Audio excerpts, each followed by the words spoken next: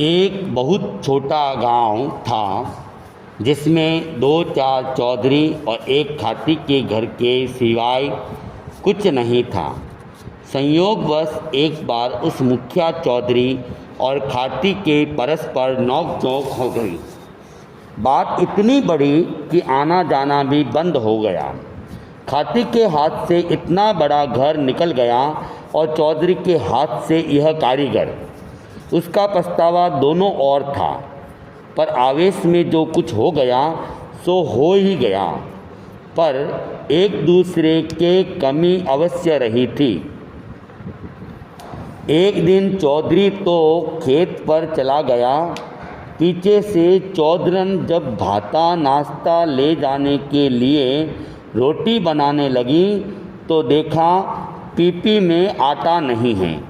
जब धान निकाल कर पीसने के लिए चाकी पर पहुंची तो देखा वहाँ चाकी की चाकड़ी खूंटी टूटी हुई है। अब क्या करें? किसी अड़ोसी पड़ोसी से मांग कर ले आए, ऐसी भी स्थिति नहीं थी क्योंकि सब खेतों में पहुंच चुके थे। अब तो खाती को मना कर लाने के सिवा कोई विकल्प सामने नहीं था। तब वह झेंपती सकुचाती सी खाती के वहाँ गई और जैसे तैसे उसे मना लाई। वह चाकरी लगाने बैठा और चौधरन स्वयं पानी के लिए चली गई।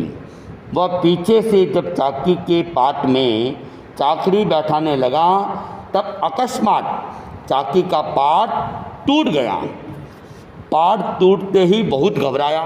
सोचा मुंड मुंडाते ही ओले आ गिरे।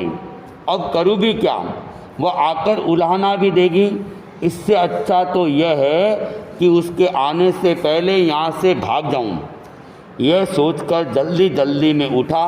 ऊपर ध्यान नहीं रखा। ऊपर छींके पर घी की हांडी पारी पड़ी थी। उसके माथे की टक्कर लगने से छींका टूट गया।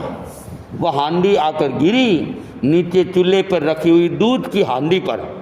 फलतः दोनों ही टूट गई और सारा ही घी दूध राख में स्वाहा हो गया। अब तो उसके सामने मानो दुनिया ही घूमने लगी।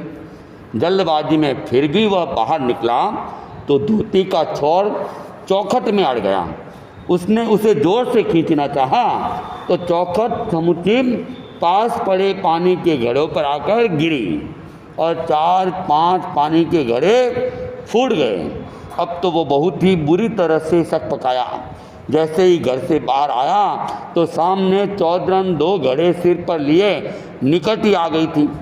जब वह पास होकर भागने लगा तब चौधरन ने हाथ पकड़कर पूछा, क्यों भाई, चाकी ठीक कर दी?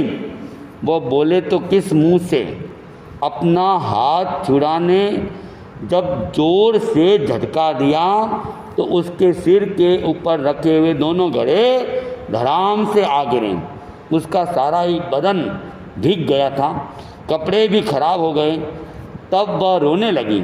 उसके रोने की आवाज़ सुनकर उससे नहीं रहा गया और हंसता सा बोला जा रहा, रांद आगे जा, देख और रोए जा, किस किस को रोएगी तू?